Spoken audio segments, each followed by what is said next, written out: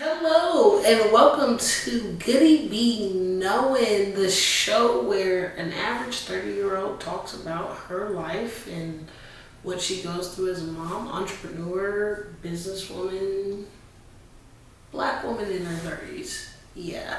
I am your lovely and abundant host, Goody.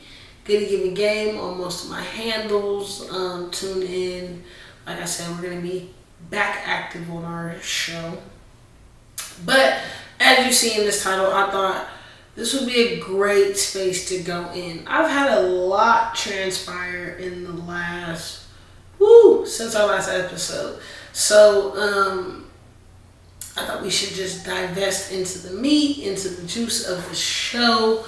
And so, as you see in our title, it is Family Matters. Now, recently, my great grandmother passed away. This episode is dedicated to her. And a lot of her life, one, death always brings family together. And then two, it also, I think in this day and age, it brings such a revelation, open conversation.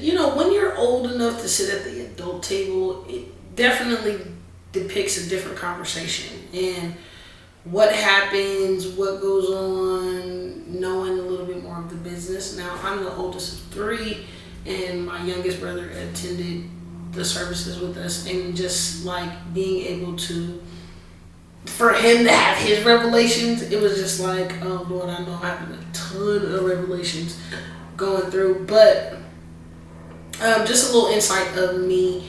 I am a West Coast native. I went to college in the South, Jackson State. Class of 2012. Anywho, and my parents are originally from the Midwest, and so my family is like from Chicago, Indiana type area. And so we went back to the funeral. It was in Chicago, and of course there is like an immense amount of emotion. So in the last 12 months, I've lost my great-grandmother, my grandmother, and when you lose matriarchs in the family, your position, you see slowly moving up, divesting, growing, building. Yeah, it's a lot. And so for me, I'm in this transition period of like, what is my role? What is my dynamics? How do I need to be better for my family and all these other things? So, of course, in our family nature, we love to drive. We love to put the wheels to the road. So we take this 27, 28, 29, 30 hour drive to Chicago, Illinois, from Sacramento, California. I'm going to depict that right here and how long that is. And so, yeah, your family, 5 to 6 people, 7 people, bottled up in a car for 30 hours. Very interesting dynamics. And everybody on very different agendas, very different generational broad spans, if you will say. So, initially coming in, my role is support. Because my mother is still that matriarch person in our family, i.e. the oldest daughter. So my job is to kind of sit back and learn and be of a support to her. My aunt, which is her sister, and my brother, and my child, and my brother's child, which is not the brother that attended. I have another brother in between me and him. So my youngest brother, we're all in the car together, including our dog. Polo made the trip as well. So going into this environment, knowing the dynamics of my family, just like hadn't really talked in like the last maybe 10 to 12 to 13 years, it puts a lot of strain and dynamics into what's actually going to happen when we see each other. Now, you're hoping to reconcile in the difference of the funeral and why we are all meeting is top priority. So that's going to bring people together even better. But from our first 5 minutes in the venue or 5 minutes into where our family was, we got in a deep conversation. And it made me look at in one, majority of the people at the table, women. And so the role of women, especially in black families, black diasporas, the women play a major part. I think women play a major part in all families, in decision making and conversation and reconciliation and all these things. So immediately it's like we are bombarded with family information that definitely explains or gives understanding to a lot of the dynamics of why families are the way they are. I always preach and say, I have a very unique upbringing because the women that raised me were all victimized. I don't know what the PC thing is to say, but they've all had to deal with some type of situation that I've never experienced. But because of the way they raised me, it gave me perspective, and it also made me be the way in the woman I am. Very guarded, very protected, always in situations that I can control, always being 2 steps or 3 steps ahead of being victimized.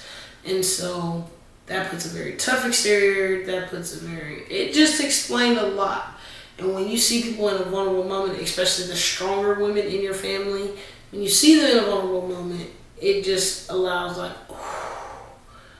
can take a deep breath, I can be vulnerable. And what if my vulnerable moments aren't always when they are so burdened, like death or sickness in a family or something of that nature? So immediately my wheels get to spinning.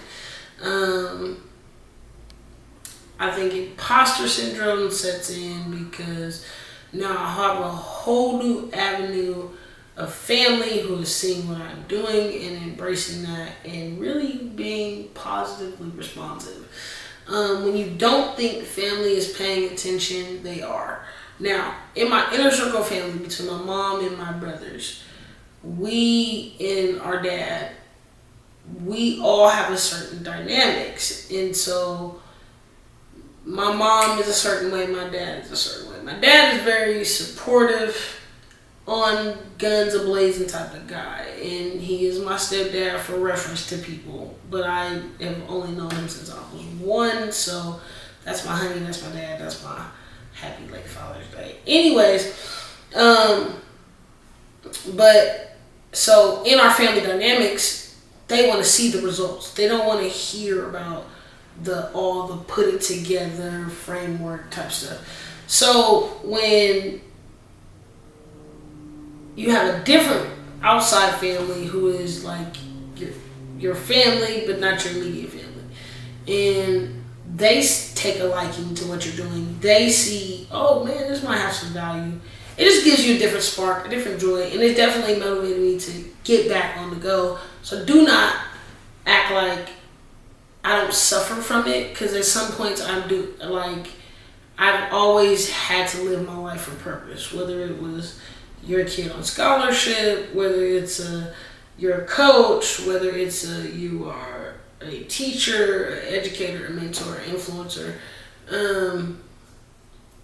I've always had to feel a very guarded life. Like, I know I'm not waking up tomorrow posting my twerk videos, but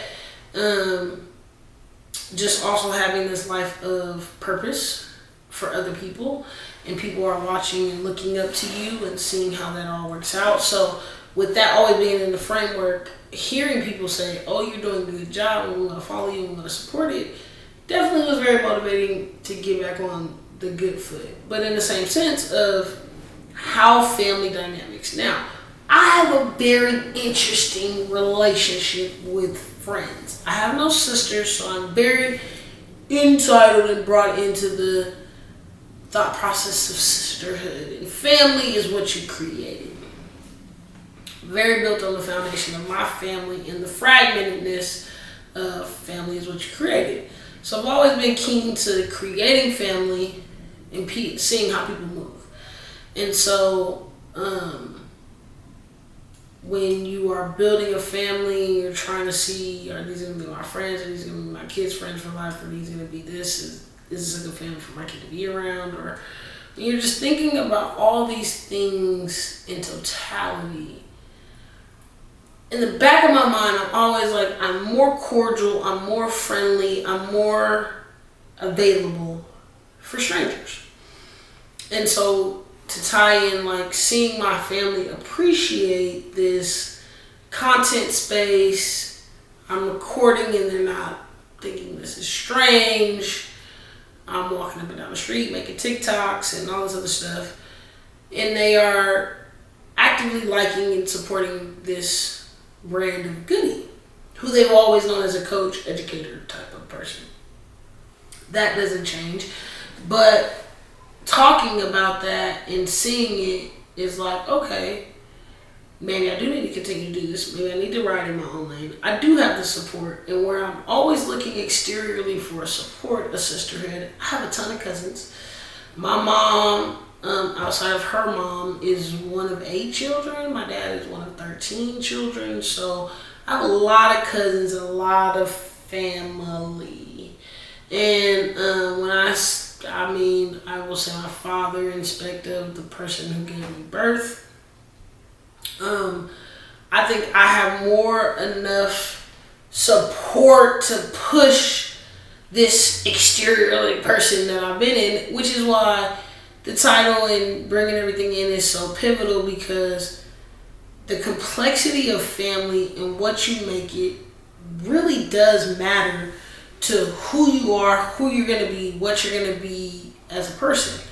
And having the openness of, I create family. Obviously, we are so confined to, we can create family with our spouse who is of opposite sex, same sex, whatever the case may be. But we cannot give the same due diligence to creating a new family of people who are not blood related to us than we give our own blood. And the same, I look at people as humans. So when I'm looking at people and I'm observing the situation, I'm not looking at, oh, this is my cousin, this is my uncle, this is my mom, I'm looking at you as a human. I have to give you all the same gauge, whether I know you on an intimate or personal level or related by blood or not, because my family is what I created. I have certain boundaries, I have certain ways of life. I'm not going to agree with everybody. And I've always wanted this connectedness with family and this bond with family, and family is going to create this new, love life and this bigger thing. And then you are born into a family, give or take a group of shit shows. Me personally, my shit included. And I've always been very honest of, like, this is the family I'm born into. When you're young, you never really look at it. You're just like, I enjoy family, I enjoy life. Nothing is wrong with my life.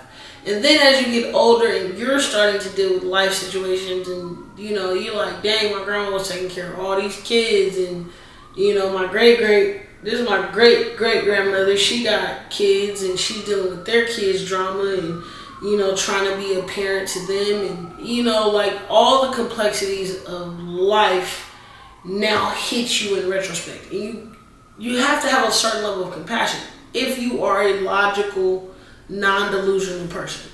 For me, I look at and observe things, which is why, when I get into my degrees and get into my master's and get into all these other programs, I know that it will be something in psychology, philosophy, something in those narratives, because I'm always examining people and looking at why maybe this trajectory shifted this, or why this moves this way.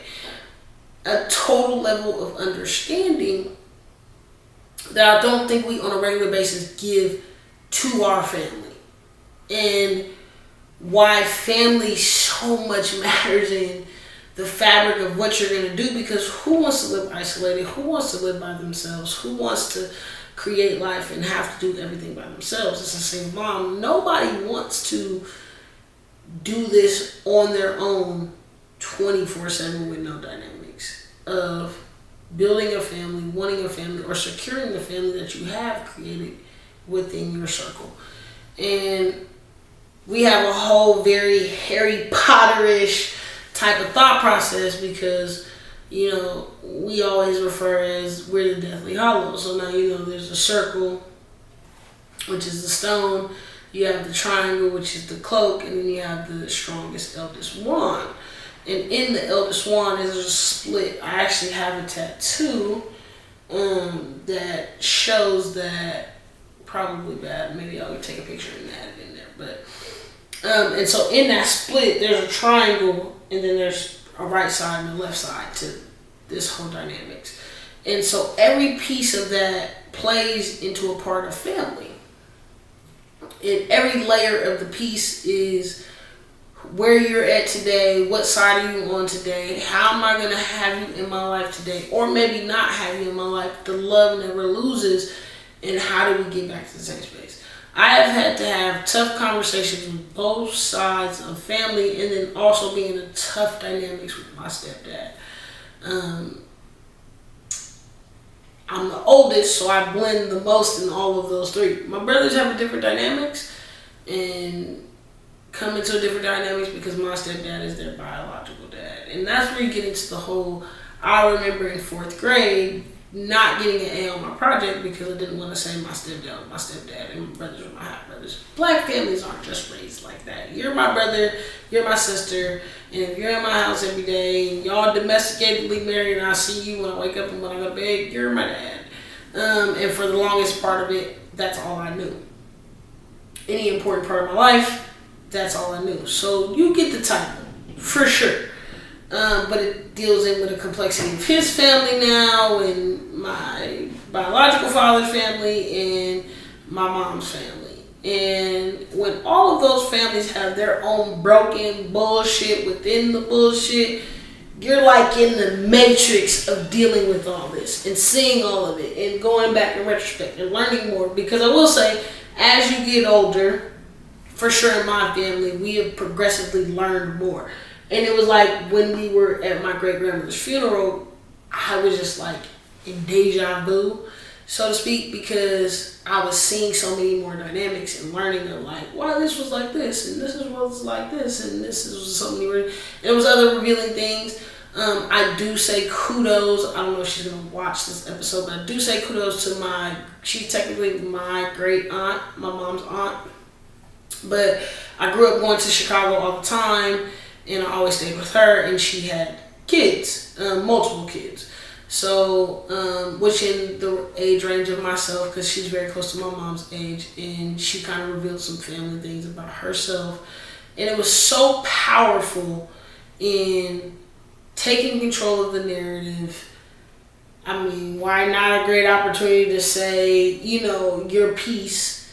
And it came off so eloquently, it came off so sophisticated, it came off so beautifully, and you felt the essence of like my great grandmother and why she would make this decision. And so when it came out, like it was just like, I had heard it, but when you hear it from a different narrative and a spiteful narrative, baby, it can change your perspective and it can be used venomously.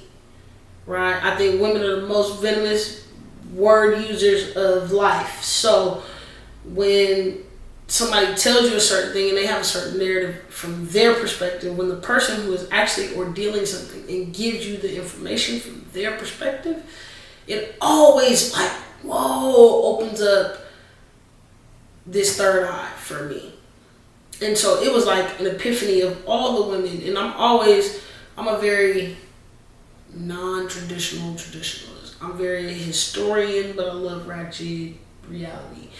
And so when I'm looking at all the women who in some fabric pay a piece or lay a piece into who I am and their stories and how they are as people, that DNA and wanting to give more to that means anything. Like, I think because of the brokenness of black families and what we've had to endure, we definitely have this very cut off F-you type of mentality towards each other, very rapidly, very viciously, very nonchalantly. And I don't always see the grace. Now I understand when it's needed, it's needed. That's why we have to look at each other as all human beings and what really works for me and what really moves. I will say, and I'm always big in creating family, but a lot of the women that I've created family with, I've had to realize who they are and are they a service of where I am in the position of my life. I've had two friends in particular where I've looked at as sisters, family, we go through it. And in that, of your totality of life, your family, that start impacting you when I'm having these real candid conversations. I'm being vulnerable. I'm doing all these things. I look at you in a different perspective.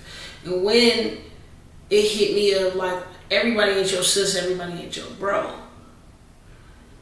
it was like, man, I really got to look at that because, you know, I'm going through TikTok. My girl, Donnie P, shout out to her, great content creator.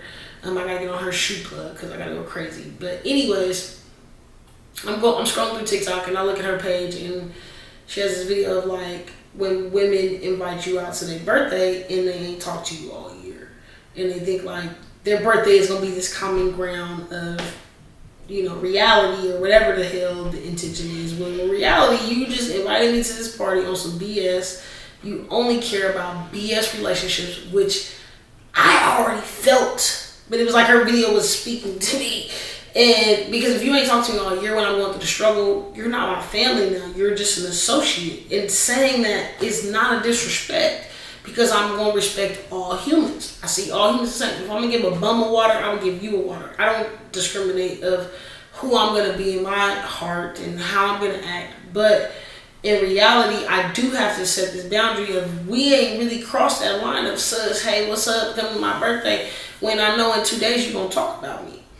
And I've had to set some hard boundaries in this year. I will say this has been the toughest year, period.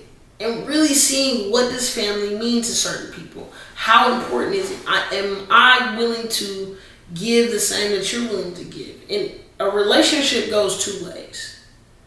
I'm very adamant about that. I think a lot of people think, oh, because I'm your uncle, I should have a relationship. Oh, because I'm your real father, I should have a relationship with you. No. Understand this. Relationships are a thing that is worked on. It is something that goes two ways. It's transactional, baby. You cannot expect me to give into any type of relationship and you are not giving me the same things back. So if we not really talking about no real stuff and what we going through at this phase in my life, you are not my friend. I've had 1 million, and my friends will laugh when they watch this, I have had 1 million family roundtable discussions because that's how my family operates. When it's really the rubber meets the road, we all sit down at the table. Everybody will be allowed to give their 2 cents of opinion, but in reality, we all trying to talk this out and figure this out how we can support. That's why the circle is so important. And who is on the right side of the circle of who you're really dealing with as your counsel. Your circle is important. And so when I develop that to the other side of the circle and I bring, okay, this is what we didn't talk through, this is what we didn't work through, this is where I'm at. I've had moments of postpartum. I've had moments of depression. I am a very complex, difficult friend. Okay? If you are my friend and you are my sister and I call you as such, it is certain requirements with the game. It is certain requirements with the title. It's damn near like the military. Like, I need you to come with it if you got this certain title. And so some friends have been like, I can't, I'm not in that. I can't, where I'm at, I can't deal with that. I respect it. Some have been like fugazi. Some have taken it and ran with it. Some have stayed the course. A lot of them have not stayed the course. All right. I do not lose love. That is where the difference is. I don't lose any love about it because in my heart of hearts, I'm still good and I'm just being honest and transparent. If you tell me that, hey man, coach, I can't play right now, I'm out, I'm not looking at you no type of way because you tell me. But if you pretend, then that's where we start building negativity, animosity, all this other extra shit. So I have always had a cycle. My best friend, my longest best friend, my best friend from high school and my best friend probably from college, they're the longest of the cycle. So they kind of understand of we will go through a cycle of women through a certain point of who gonna be in the friends, and we always say it's who's gonna make the wedding list. If you are in the wedding list, you are my real family. You are really into the ties. Now you can be invited, but in the wedding are significant fabrics of who make me. Some friends, some family. And I've had some amazing people support me and become my basketball family, or become my, teaching family, or become my community family. And it's all about categorizing and not taking it personal. Blood does not give you a precedent over where you should be and where you should fall.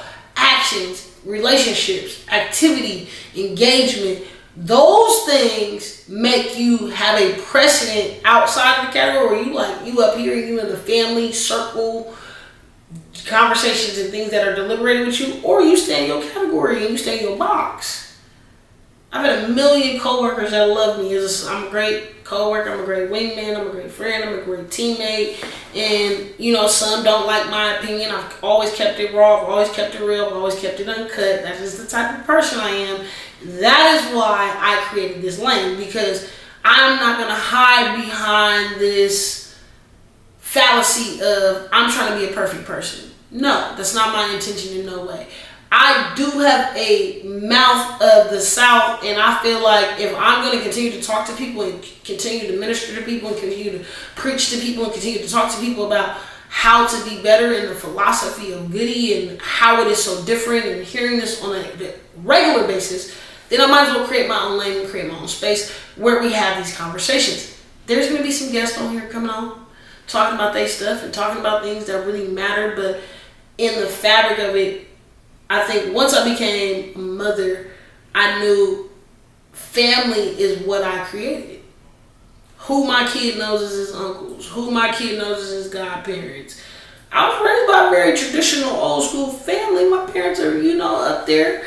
And so I know how to build a great family. Keeping it congruent and working is where the problems lie. Because I also know at moments and times on all sides of my parenting triangle that makes me who I am, they've all had dead and silent moments with certain family members. And sometimes silence doesn't mean I don't care about you, I don't love you. It's just I'm going to give you the space to be you.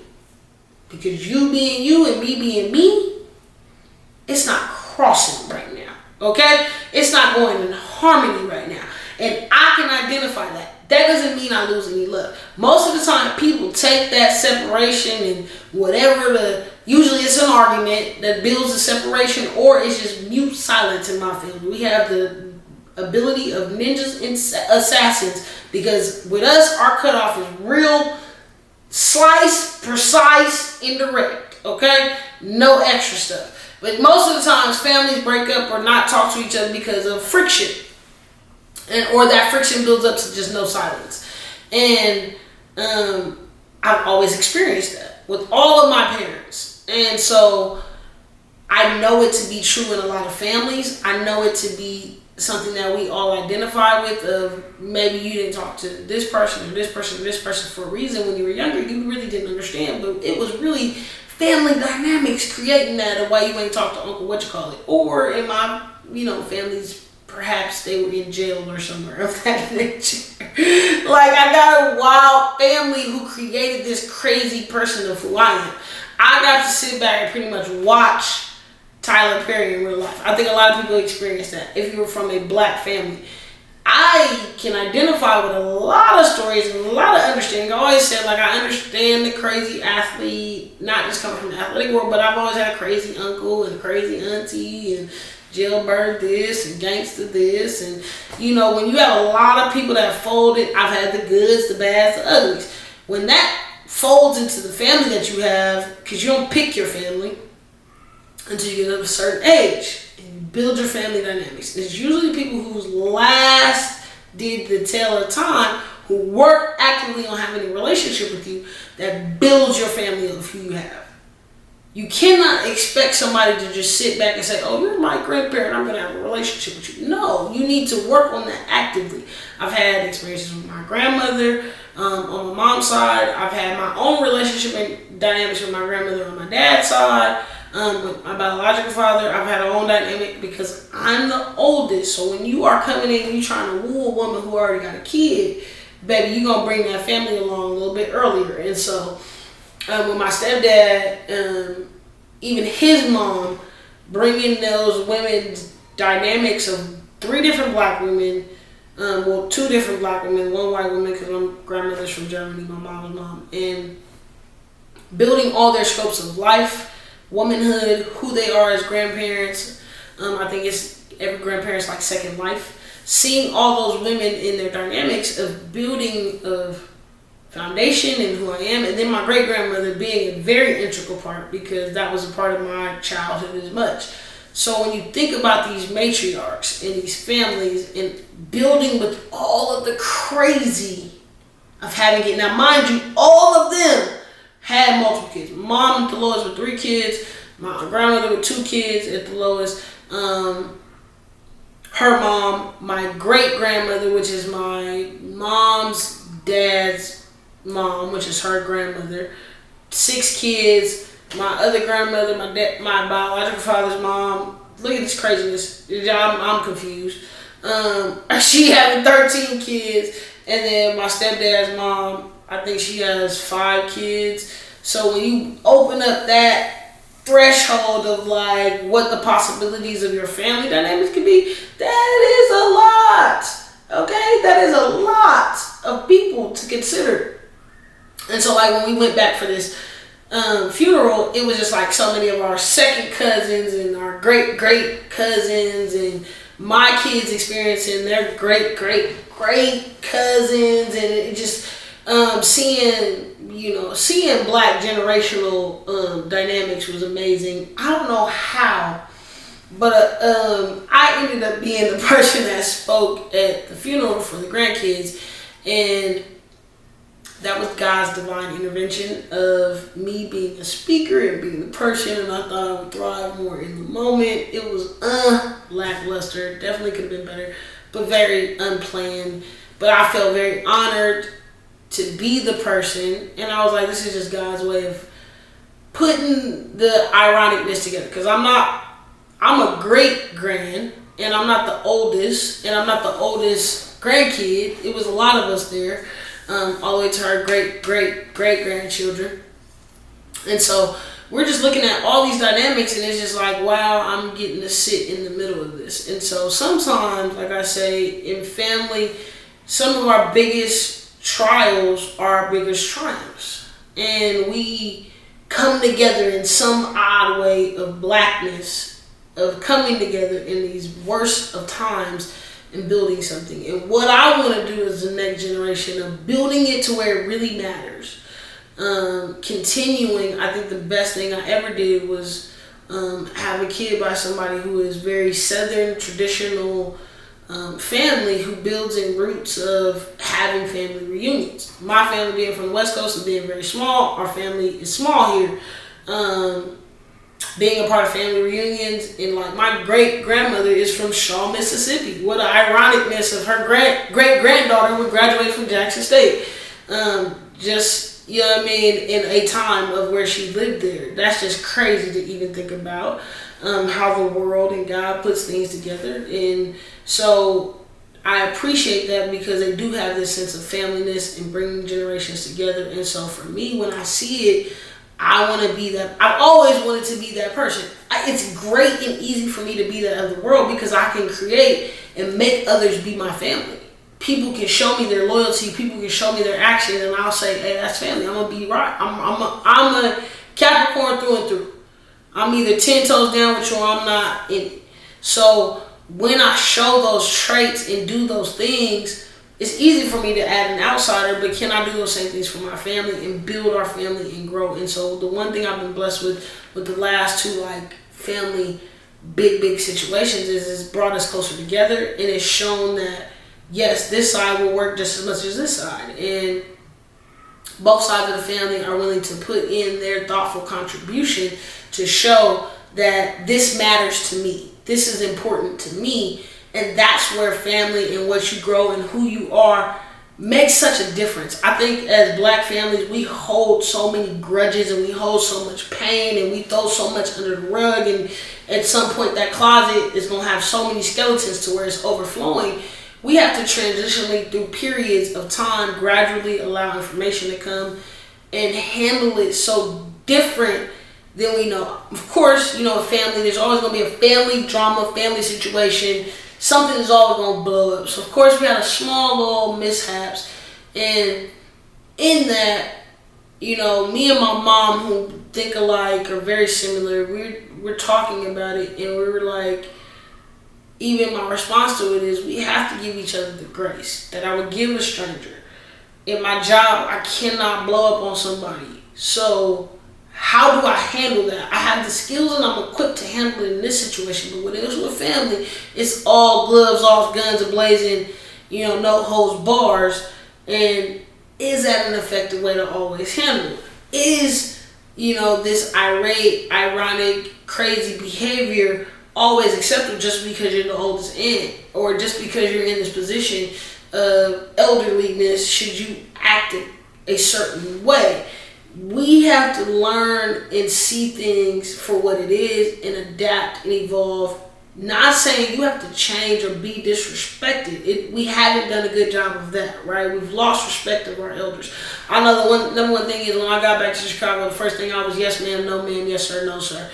It's an innate thing in me, out of respect, to act in a certain way, behave in a certain way, and treat my elders in a certain way. But I'm also very California West Coast, and if anybody from here, you can know it is a very disrespectful to a certain level to elders, and how we talk and how we, are, sometimes very vulgar in front of elders as young people. And I know I'm older, when I'm with young people, they kind of abuse it too, and they cross the line of what they say and what they do. So it's very different from West Coast, Midwest, South. You know what I mean? It's very different. But because I was raised a certain way, I know how to tap back into that. That doesn't mean I lose respect for myself. I choose to keep things amicable, and I choose to respect my elders, because at the end of the day, no matter how you respond, no matter how you do certain things, I appreciate that I have the relationship. I got an opportunity to cook in my great grandmother's kitchen, and that was just like super dope to me. Like, I didn't do the vlog, but I definitely should post some videos of it. But cooking in her kitchen, and the one thing is, I love to cook chicken. Chicken is my favorite meal. If I'm gonna manifest it right now. I'm gonna get a KFC deal. I'm gonna get a Popeyes deal. I'm gonna get a Chick-fil-A deal. I'm gonna get anybody that sells chicken. Chicken fry. I see Mr. Fries here in Sacramento. I'm gonna manifest. I'm gonna get a deal with y'all, because I love fries and I love chicken. Okay, I love chicken. And so getting the opportunity to cook and fry chicken in her cast iron skillets and in her stove, on her stove and in her kitchen, where I know from the time I was 5 years old till I was about 13, 14, I never left Chicago without some fresh fried chicken. I never left without some lemon pound cake. I never left or was not greeted with that. I remember her coming to Sacramento when I was younger and frying chicken and cooking cabbage, and I remember those things. And as I was an athlete and a jock, to so to speak, I definitely shied away from staying in the kitchen, but I gained such a fond and love for doing it and cooking it and being around it and the feelings I get. So having that moment in her kitchen was beyond dope to me. And then, like I said, seeing the matriarchs of our family, seeing the dynamics, seeing something that I don't get to see on a regular basis here living in California, is the blackness is whackness out here. And a lot of the times, you got to go to the Bay, you got to go to SoCal, and being a Northern Cali girl from the capital, we don't have a lot of that, or it's disingenuous behavior. So when you go back to the Midwest, and I went to school in Mississippi, went to Jackson State, it's a different type of love from your black people. So it makes you think about family in a different complexity. I think everything out here is me. It's the Hollywood mentality. I gotta get me on the biggest star, on the biggest lane. And that's why you'll see so many people like my favorites, Kev on stage, or you'll see a Tabitha Brown, or you'll see a You know, that Chink Angel, that's my crew. But they're not from California. They're not from California because they have a whole different thought process of blackness and how they move when you live somewhere else and you're from somewhere else. Because once you get to Texas and once you get to the South and once you get to there, there's a different type of blackness out there, East Coast and all of that. So, and then of course I went to HBCU, so I have a higher standard of how I want us to interact and engage. And when you go into that and then you come back to somewhere like here, no offense, but you lose some of that, and you lose some of that fiber for family because it's always the greatest movie I can explain this as is Roscoe Jenkins. That's the Family Vacation, or Roscoe. Y'all know which one it is. Roscoe Team with Me. He was from a country bunking town and had something special and took that and got adapted to this West Coast Hollywood mentality and thought about only self. Self-preservation is very key, but also I have to prevail and push my family to a different level. Generational wealth, generational knowledge, growth and elevation of what I want to build. What are going to be my seeds that I leave? It can't just be kids that don't know how to move in a different state. So as a black family, in a multicultural family, and building with diversity and seeing how to work people, I love being from here because that's one of the best things being from here is I can literally work with anybody. I've been working with a multitude of students, people, adults. It goes into a woven facet. But having that black support and that black family foundation to go to in the midst of all this is what allows me to prevail. Some of the best black families that I know from Sacramento, that's what I can say the root of their success is. That core circle is solid and found. And then hopefully you find a mate that builds that and creates more of that. And you have to put things into perspective, but we have to stop denying that the fabric of who we are, how we have a perspective, until we start developing our own or having such a disagreement, it comes from the root of who our family is. And what am I doing this for? I'm doing this for my son, who is my family. I'm doing this for my family, who is going to see, hey, this is a great representation of where we can grow, where we can be, and how we can get better as a people, as a family. How do we get away from all of these generational curses, these generational warfares, trauma bonding, all of this just hearsay. And that's not asking for a utopia of perfectness, but that is asking for, if this is my family, I'm going to fight to protect it. If this is my unit of stability, I'm going to do what it takes to protect it. I cannot allow so many people to infiltrate that. And that hits so hard and solid for me because I'm always seeking this gratification for people that are temporary. I know I have such a light and such a joy, and people are going to connect with me just to connect, just to elevate, just to grow, just to manifest, whatever it is. And so I have to be so much more guarded of my energy, who I give it to, what I give it to, where I place it, and I want that to be the core of my family. I look at so many productive people like Lecrae, like a La Russell, like a Currency, of where you are, and these are mostly rappers, but there's so many more, LeBron James, where you are starting with the core people of who you say your family is, your team. And I'm giving y'all all jobs. There's so many people where they using their family and hiring them. But I want to be that source of seeing, if I can see so many talented athletes, I can see so much talented people, I can see people's potential. I have to see that in my core of my family and push to promote that. Now, I don't always have to be on business. We don't always got to make videos. We don't always got to do, that part of the content. But what my family is and who I am, life is just not promised. And really, family is what you make it. Family is what you establish it as. Family is what you fight for. Family is what you make your own. Family is what you put your name on, regardless good, bad, or indifferent, or ugly. And that's where we have to start prioritizing. I even want to treat my people outside of my circle and in my triangle or outside of the triangle like my family, to a certain degree, because I have a certain respect of level of what family and what humanity is, what grace is, and what that can grow to be. You are not bound to anything, blood or relationship or indifferent or time or journey, struggles, or none of that. Family is what it actively is, present day, every day, on a current basis. You own that. You establish that. Man, it's been a great episode. Goody Giving Game. Goody be knowing the podcast. Follow me on all platforms. I'll be writing my blogs. I'll be getting active for you guys. This is not a declaration of if anybody even damn sees this. This is a declaration to myself, documented that it's so much work that I need to do and put out in the universe. I'm manifesting our. We're gonna put that in Goody be knowing. But a manifestation out moment of I'm going to manifest and be the greatest at what I do and what I put my energy towards. And there is nothing that's going to stop that. And like I said, family is so core to me, and it's going to give me such a balance when I have that nucleus of what makes me be me. It's going to catapult me. And I'm going to continue to work and put that energy in and build a family with my audience and who y'all are. Because I think y'all need somebody who is going through the everyday struggle. I'm not going to hide things like and pretend like things are perfect, because no family dynamic is perfect. But again, that grace, that understanding, those things of what I really truly feel in my heart, not in the moment of triumph, anger, and frustration.